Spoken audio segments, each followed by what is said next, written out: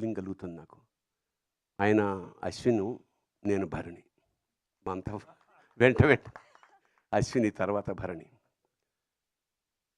Gita arts Allu Ramalingaiah గారు గొప్ప communist. Gita arts ఎందుకు పేరు పెట్టారో ఉత్తరోత్తర అల్లు అరవింద్ గారు వివరించారు. ఏదైనా గీతా సారాంశం ఏంటంటే మంచి కర్మకి మంచి ఫలితం తప్పకుండా లభిస్తుంది. వెరీ సింపుల్, అంతకన్నా ఏం లేదు. అలాగే వేటూరి మహానుభావుడు ఏనాడైతే అరవింద్ గారి గురించి ఒక్క లైన్ చెప్పాడు, అది జీవితాంతం మర్చిపోలేను.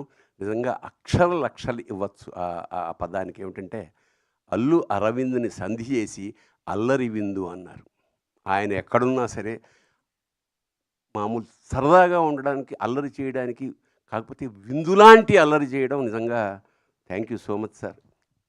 అరవింద్ గారిని చాలా తక్కువ సార్లు కలుస్తాను, కానీ ప్రతిసారి ఓ మొమెంటరీ, ఓ జ్ఞాపకంగా మీకు మాత్రం ఖచ్చితంగా మా ఇద్దరి మధ్య అలా మిగిలిపోతుంది. అలాంటి అరవింద్ గారు నాకు ఫోన్ చేసి, ఇలాగా ఈ సినిమా అవుతుంది, దయచేసి ఖాళీగా ఉంటే మీరు ఒకసారి చూడండి అంటే, నేనే ఎందుకు చూడాలి సార్ అంటే, దాని గురించి మాట్లాడగలిగిన కొంచెం సాహితీ వ్యవసాయం చేస్తున్న వాళ్ళతో అంటే ఆ లెక్కన జొన్నవిత్తులు గారు కూడా ఉన్నారు కదా అన్న. నేను ఆయన కూడా పిలిచానండి అన్నాడు తమాషాగా. సరే నిన్న కుటుంబ సమేతంగా మేము థియేటర్కి అల్లు అరవింద్ గారి ఏ అక్కడికే వెళ్ళి చూసాం sir. So it was not theatre sir, it was a temple yesterday. It was, I think the feeling is continuing.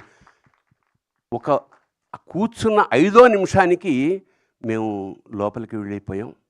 ఏనాటి భక్త ప్రహ్లాద, ఎస్వి రంగారావు